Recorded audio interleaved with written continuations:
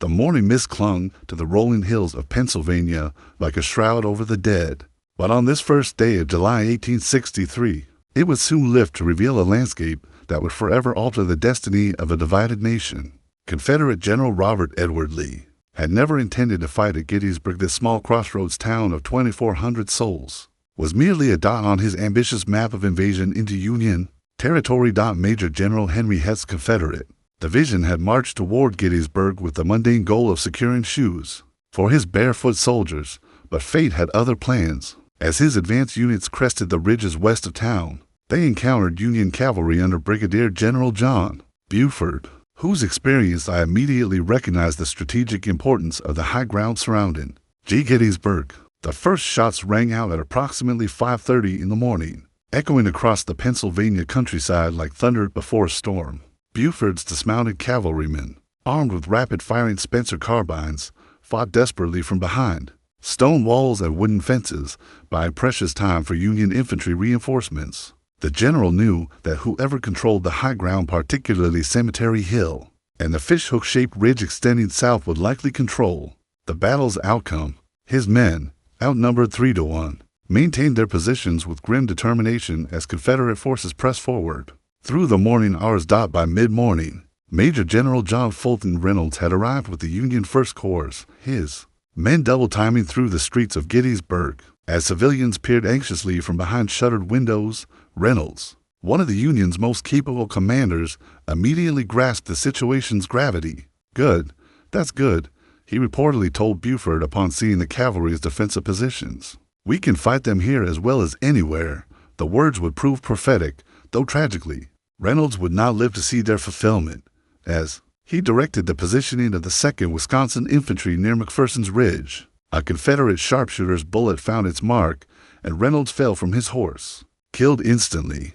His death sent shockwaves through Union ranks, but his corps fought on with renewed fury, knowing their beloved commander's sacrifice demanded nothing less than total commitment. As reported in contemporary accounts from the Philadelphia Inquirer, the fighting intensified throughout the afternoon as more Confederate divisions arrived from the north and west. Major General Oliver Otis Howard's 11th Corps, still bearing the stigma of their rout at Chancellorsville 3 months prior, fought valiantly but found themselves overwhelmed by Lieutenant General Richard Stoddard Ewell's 2nd Corps attacking.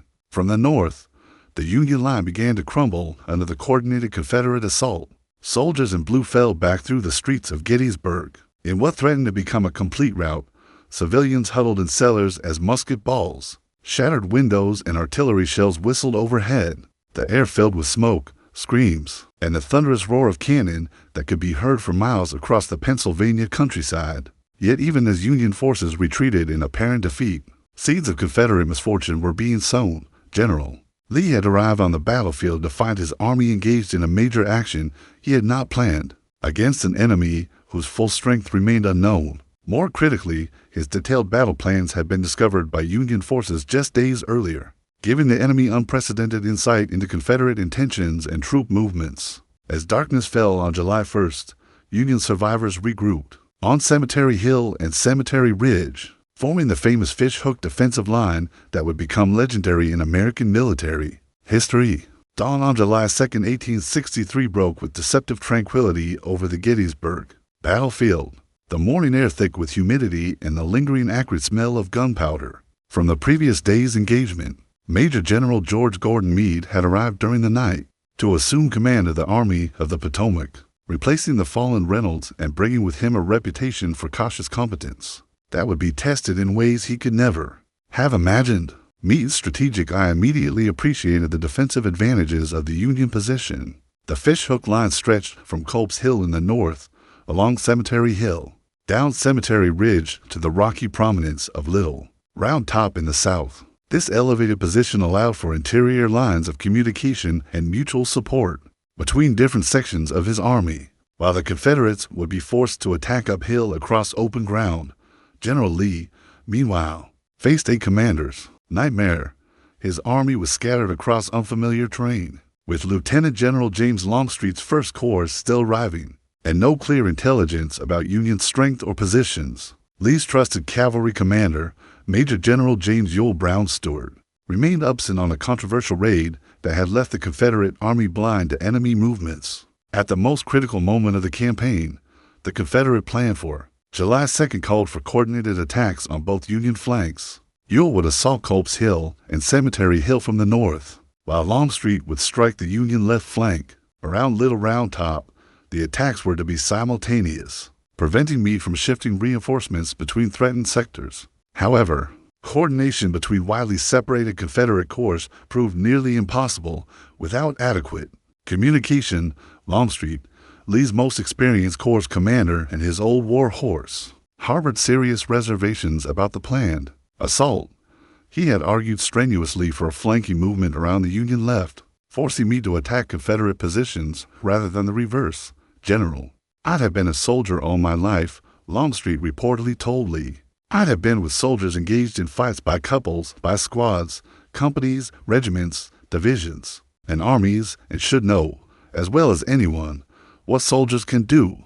It is my opinion that no 15,000 men ever arrayed for battle can take that position." Despite these concerns, Lee remained committed to the offensive. His army had never failed him before, and the memory of brilliant victories at Second Bull Run, Fredericksburg, and Chancellorsville reinforced his confidence in Confederate fighting ability. Moreover, strategic considerations demanded action. Every day spent in Pennsylvania without decisive victory weakened the Confederate position, as Union reinforcements continued arriving while Lee's supply lines stretched dangerously thin. As recorded in dispatches published by the Richmond Examiner, the afternoon attack began with Longstreet's artillery bombardment, but the assault quickly devolved into chaos. Major General Daniel Edgar Sickles had advanced his Third Corps beyond the main Union line to occupy what he believed was better defensive ground around the Peach Orchard, unknowingly creating a dangerous salient that invited Confederate attack.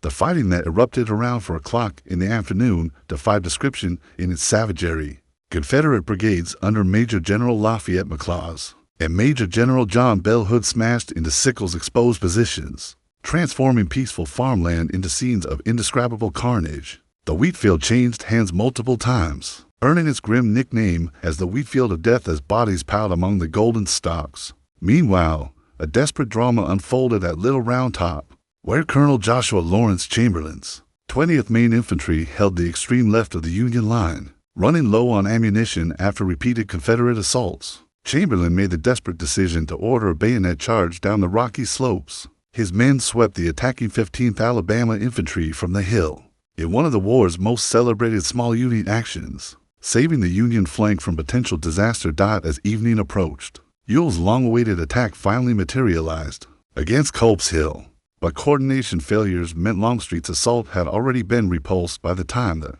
northern attack began. Union defenders, having had time to prepare strong positions among the rocks and trees, repelled the Confederate advance with devastating efficiency. The pre-dawn hours of July 3, 1863 witnessed an eerie stillness that veteran soldiers recognized as the calm before a hurricane of violence across the Confederate lines. Major General George Edward Pickett's fresh Virginia division had arrived during the night, their ranks filled with eager young men who had yet to taste the bitter reality of frontal assault against prepared positions. They would not remain innocent much longer. General Lee had spent the sleepless night wrestling with the most momentous decision of his military career.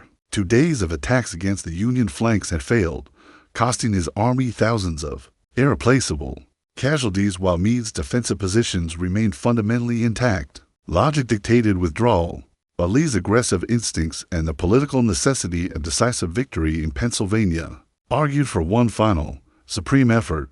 The Confederate plan for July 3rd was breathtaking in its audacity and terrible in its implications. Following a massive artillery bombardment designed to soften Union defenses, 15,000 men from 3 divisions would advance across nearly a mile of open ground. Against the center of Meade's line on Cemetery Ridge, the attack would be spearheaded by Pickett's division, supported by brigades from Lieutenant General Ambrose Powell Hill's Third Corps, and to brigades from Dorsey Pender's division. Lieutenant General James Longstreet, tasked with commanding the assault, remained deeply pessimistic about its chances. His military experience told him that no infantry attack could succeed against such strong positions. But Lee's confidence in his men overrode tactical caution. "General," Lee told his subordinate, "the enemy is there, and I'm going to strike him at 1 o'clock in the afternoon." 150 Confederate cannons opened fire in what would become the largest artillery bombardment ever witnessed on the North American continent. The thunderous cannonade could be heard 30 miles away, and the ground trembled beneath the feet of soldiers on both sides as shot and shell screamed. Across the battlefield, Union artillery responded immediately, creating a deafening dialogue of destruction that lasted nearly 2 hours.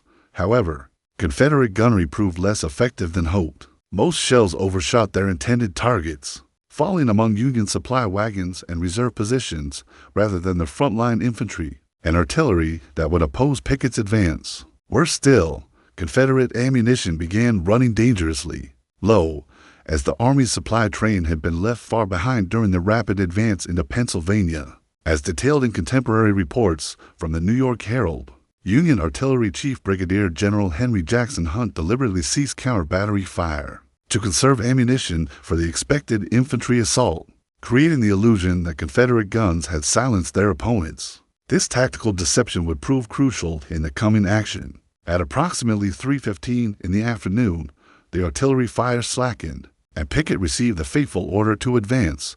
15,000 Confederate soldiers emerged from the woods west of Cemetery Ridge and began their mile-long march across open farmland toward the Union center. They advanced in perfect formation, battle flags snapping in the afternoon breeze, presenting a spectacle of military pageantry that would have been magnificent under different circumstances. The Union defenders watched in awe and growing dread as the gray tide rolled toward them. Brigadier General Alexander Stuart Webb's Philadelphia Brigade, holding the stone wall that marked Pickett's objective, checked their weapons and awaited orders. Behind them, dozens of cannons loaded with canisters shot essentially giant shotgun shells filled with iron balls prepared to unleash hell upon the advancing Confederates. As the range closed to 800 yards, Union artillery opened with devastating effect. Entire Confederate companies disappeared in clouds of smoke and flying earth.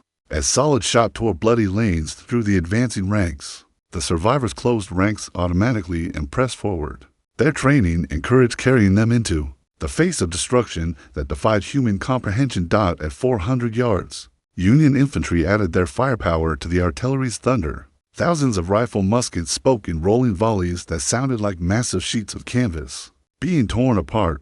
Confederate soldiers fell by the hundreds, but still the attack pressed forward, driven by momentum, discipline, and the desperate courage of men who knew retreat meant certain death. A few hundred Confederates actually reached the stone wall, led by Brigadier General Lewis Addison Armistead, who fell mortally wounded with his hand on a Union cannon. For a brief moment, the Confederate battle flag flew over Union positions in what would be remembered as the high water mark of the Confederacy. But the breakthrough was local and temporary, quickly sealed by Union failure of Pickett's charge marked not merely the repulse of a single attack, but the moment when the fundamental mathematics of the Civil War shifted irrevocably against the Confederacy. As the shattered remnants of 15,000 Confederate soldiers streamed back across the deadly mile of open ground toward Seminary Ridge, General Lee rode forward to meet them, his usually composed demeanor cracking under the weight of unprecedented disaster. "It's all my fault," Lee reportedly told the wounded and retreating soldiers, his voice heavy with the responsibility of command. The sight of their beloved commanding general accepting personal blame for the catastrophe moved many veterans to tears. But tears could not restore the irreplaceable human material that lay scattered across the Pennsylvania farmland. Of the approximately 15,000 men who had stepped off in that magnificent and doomed advance, fewer than half returned UNWOUNDED. Major General George Pickett, whose division had borne the brunt of the assault and whose name would forever be linked with the failed charge, was reportedly inconsolable. When Lee later asked him to prepare his division for a possible Union counterattack, Pickett replied with bitter accuracy, "General Lee, I have no division remaining." The Virginia brigades that had marched into Pennsylvania full of confidence and martial pride had been effectively destroyed in less than an hour of combat. The human cost extended far beyond mere numbers. Brigadier General Lewis Armistead, who had led his men to the stone wall with his hat balanced on his sword point, lay dying in Union hands, asking for his old friend Major General Winfield Scott Hancock, who commanded the Union Second Corps. The two men had served together before the war, and Armistead's dying request to see his former comrade epitomized the personal tragedies that rent American families during the conflict. Union casualties had been severe as well, though not on the scale of Confederate losses. Major General Hancock himself had been wounded by a nail and with fragments driven into his thigh by a Confederate bullet striking a saddle pommel. The wound would trouble him for the rest of his life, but his tactical brilliance had been instrumental in repelling the Confederate assault and maintaining the integrity of the Union line. As evening fell on July 3rd, both armies remained in position, but the strategic initiative had passed decisively to the Union. General Meade's cautious nature prevented him from launching an immediate counterattack, despite urgings from subordinates like Brigadier General Gouverneur Kemble Warren, whose engineering expertise had been crucial in identifying the importance of Little Round Top. On July 2nd, according to dispatches later published in the Washington Evening Star, Confederate preparations for withdrawal began immediately after the failure of Pickett's charge. Lee's army, having suffered approximately 28,000 casualties in 3 days of fighting, could no longer maintain offensive operations in enemy territory. The invasion of Pennsylvania, which had begun with such high hopes just weeks earlier, was effectively over. The retreat would prove almost as challenging as the battle itself. Lee's army faced a march of over 100 miles back to Virginia, encumbered by thousands of wounded soldiers and pursued by Union forces that might attack at any moment. The Confederate supply train stretched for 17 miles, making rapid movement impossible and creating additional vulnerabilities that Union cavalry might exploit. Weather added to Confederate miseries as heavy rains began falling on July 4th, turning roads into quagmires and swelling streams into dangerous torrents. The wounded suffered terribly during the jarring wagon rides over rough country roads, their agonized cries adding to the general atmosphere of defeat and despair that now pervaded Lee's previously invincible army. Yet even in defeat, the Army of Northern Virginia demonstrated the discipline and cohesion that had made it legendary. Units maintained their organization despite heavy losses, and morale, while shaken, did not collapse entirely. Veterans understood that they had fought against superior numbers and strong positions, and while the outcome was disappointing, it was not necessarily decisive for the war's ultimate conclusion. General Meade's failure to pursue aggressively would later draw criticism from Washington, particularly from President Abraham Lincoln, who believed a vigorous pursuit might have destroyed Lee's army entirely and ended the war. However, the Union Army of the Potomac had also suffered grievous losses, approximately 23,000 casualties, and many units were disorganized. To mount an immediate pursuit of professional quality, the strategic implications of Gettysburg extended far beyond the immediate tactical situation. Lee's invasion had been designed to shift the war's focus away from war-torn Virginia, potentially influencing Northern public opinion and encouraging European recognition of Confederate independence. The failure at Gettysburg, combined with Ulysses Grant's simultaneous victory at Vicksburg, effectively ended Confederate hopes for foreign intervention and marked the beginning of the end for Southern independence. July 4, 1863. Dawn gray and drizzling over the blood-soaked fields of Gettysburg, the weather seeming to mirror the somber mood that had settled over both armies. Like a funeral shroud, Independence Day, that most American of holidays, found the nation more divided and wounded than at any point in its brief history. Yet the events of the previous 3 days had begun to forge the United States anew in the crucible of unprecedented sacrifice. General Lee spent the early morning hours visiting his wounded officers and surveying the devastation wrought upon his once mighty army.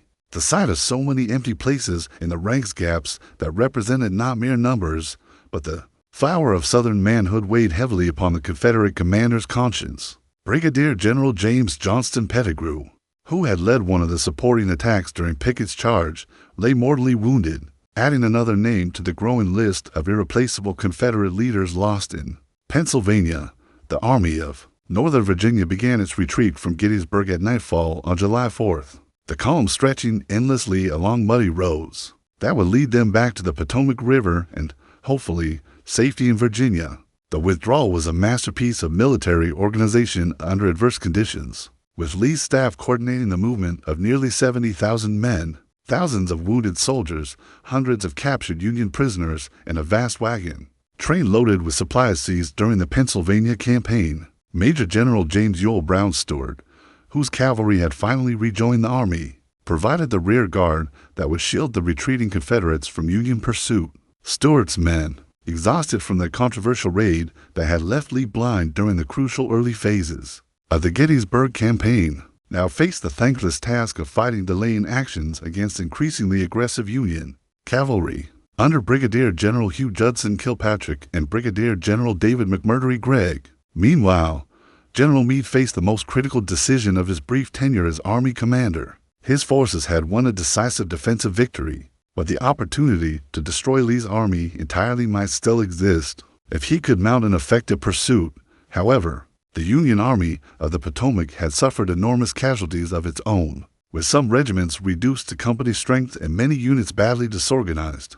By 3 days of intense combat, as reported in contemporary accounts from the Baltimore American, the condition of both armies defied easy description.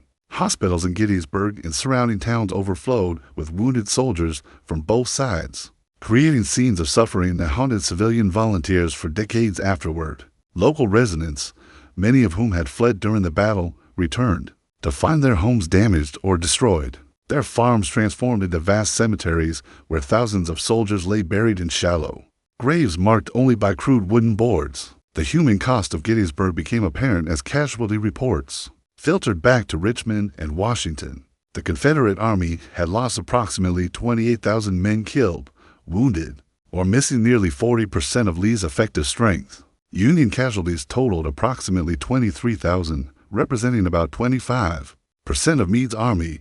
These numbers, staggering by any previous American standard, would soon seem almost modest compared to the carnage that would characterize the war's final years.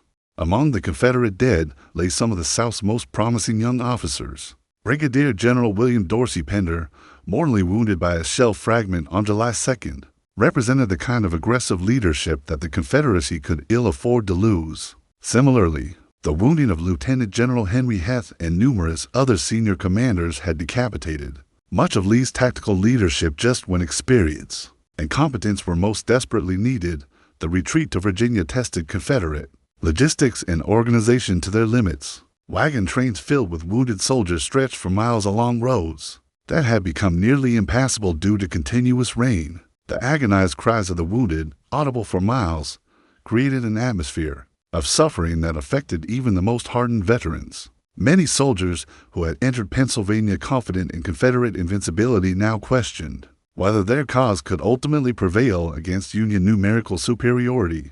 Union pursuit proved less vigorous than President Lincoln had hoped, though Meade's caution was perhaps understandable given his army's condition and his recent assumption of command. The Army of the Potomac followed Lee's retreat at a respectful distance, engaging Confederate rearguards but avoiding the kind of aggressive action that might have trapped the Confederate Army. Against the swollen Potomac River, the strategic implications of Lee's failed invasion became clear even as his army struggled toward safety. Confederate hopes for European recognition, already fading, now seemed definitively dead.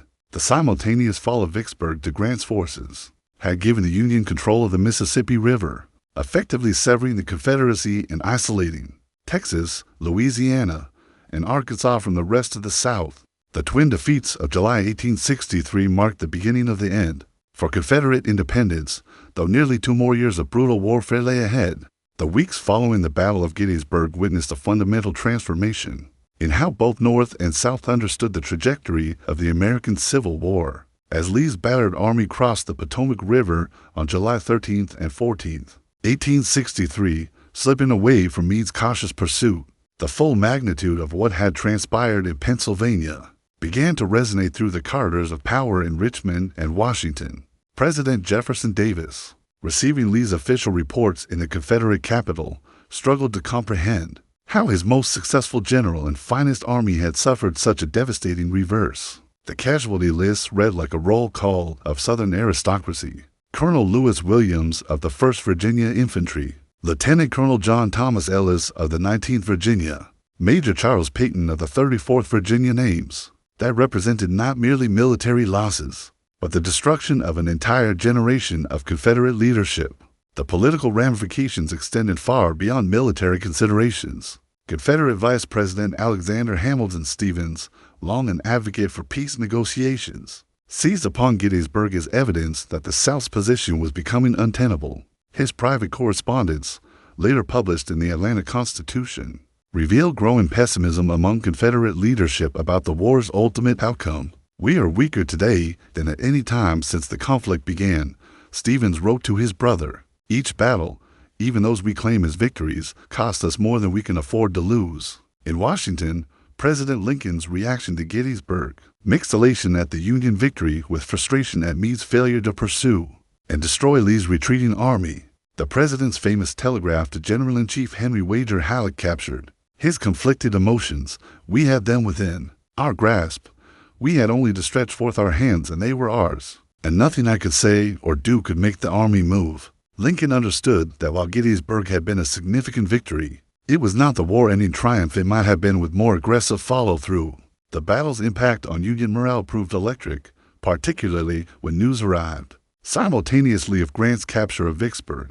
Northern newspapers proclaimed July 4, 1863, as the war's turning point, with the New York Times declaring that the rebellion has reached its high-water mark. Public opinion, which had grown increasingly war-weary following defeats at Fredericksburg and Chancellorsville, now swung decisively in favor of continuing the conflict until Confederate surrender. For the soldiers who had fought at Gettysburg, the battle's meaning transcended political considerations. Veterans on both sides recognized that they had participated in something extraordinary, a clash of arms that would be remembered long after the last participant had passed from the scene. Private Frank Haskell of the 2nd Wisconsin Infantry, whose detailed account would become one of the battle's most important primary sources, wrote to his brother, "I have seen war, and I have seen the elephant, and I can tell you that it is an awful thing. But I would not have missed being present at this great battle for anything in the world." The medical challenges created by Gettysburg's massive casualty toll revolutionized Civil War medicine and established precedents for treating battlefield wounds that would influence medical practice for generations.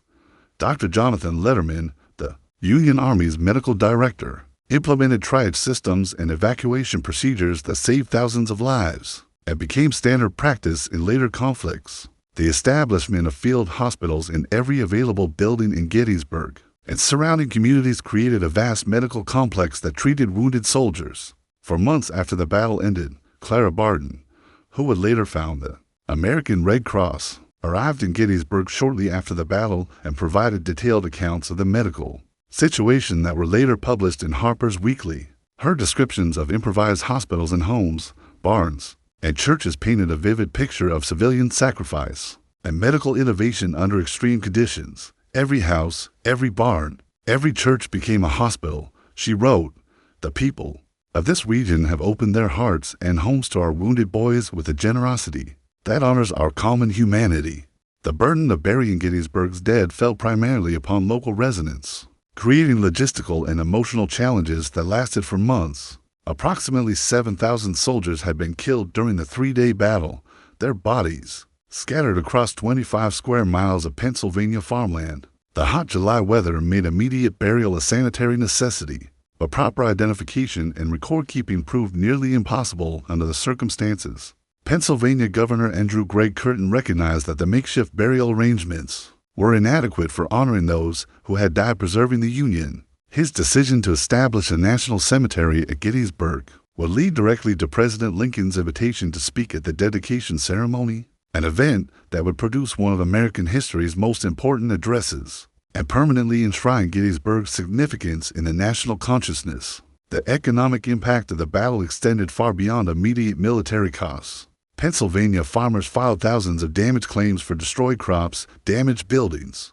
and confiscated livestock. The state government eventually paid over $1 million in compensation, a staggering sum that illustrated the conflict's devastating impact on civilian populations caught in the path of military operations. November 19, 1863, witnessed the transformation of Gettysburg from a site of military carnage into a shrine of national memory. As president, Abraham Lincoln rose to deliver remarks at the dedication of the Soldiers' National Cemetery. His brief address, lasting barely 2 minutes, would eclipse all the battle's tactical details and historical significance, and establish Gettysburg's permanent place in American consciousness. As the moment when the Union's ultimate victory became inevitable, Lincoln's Gettysburg Address, with its famous opening fourscore and 7 years ago and its solemn promise that "these dead shall not have died in vain," reframed the Civil War from a conflict about preserving the Union into a struggle for human equality and democratic principles.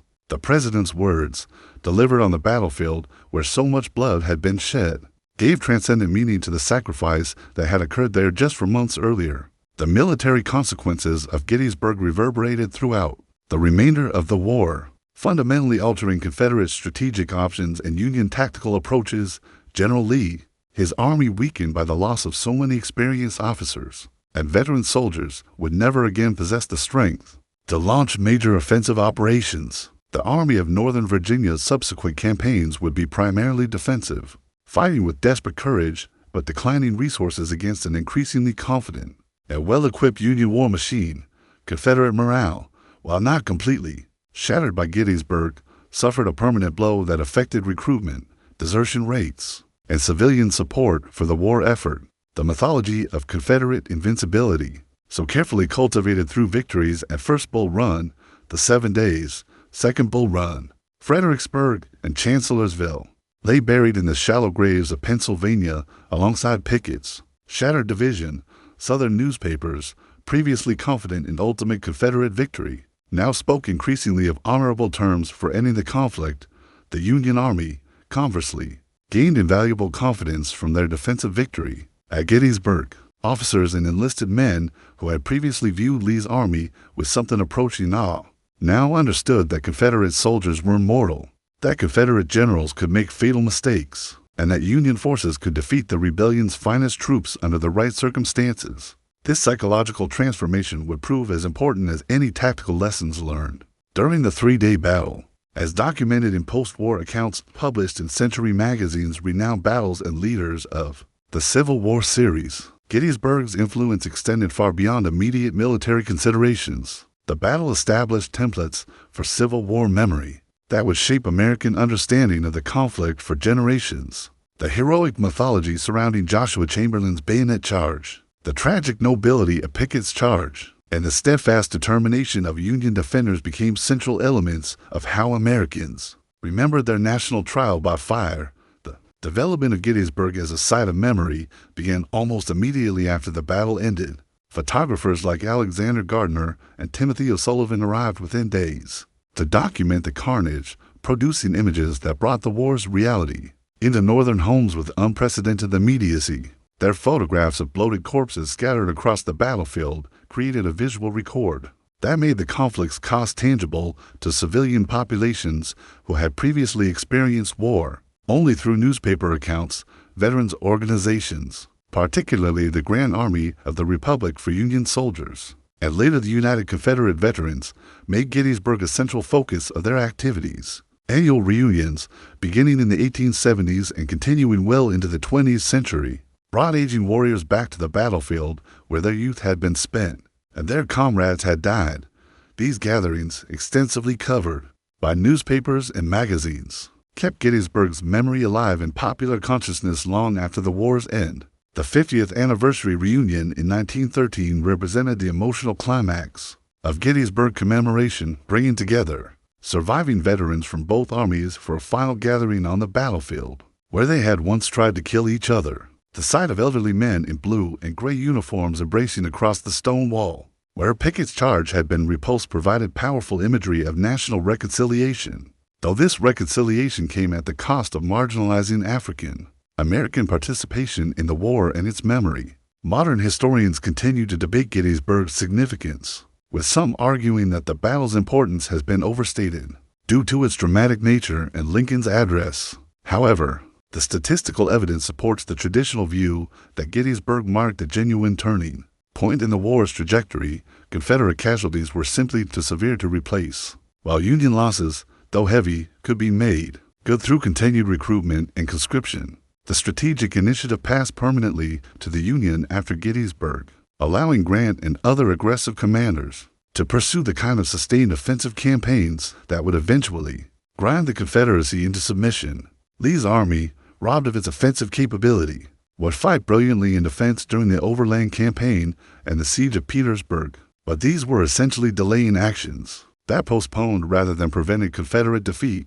The Battle of Gettysburg thus stands as both a tactical victory and a strategic watershed, the moment when American destiny turned decisively toward preservation of the Union and the eventual abolition of slavery. The 3 days of carnage in Pennsylvania had indeed changed the course of the Civil War forever, fulfilling Lincoln's prophecy that the dead had consecrated that battlefield. Far more than any words of the living ever could, this narrative draws upon extensive primary source documentation, including official military reports, soldier correspondence, newspaper accounts, and post-war memoirs. Key reference materials include the War of the Rebellion, official records of the Union and Confederate armies, contemporary newspaper coverage from sources such as the Philadelphia Inquirer, New York Herald, Richmond Examiner, and Washington Evening Star, as well as the comprehensive veteran accounts published in Century Magazine's Battles and Leaders of the Civil War series during the 1880s and 1890s.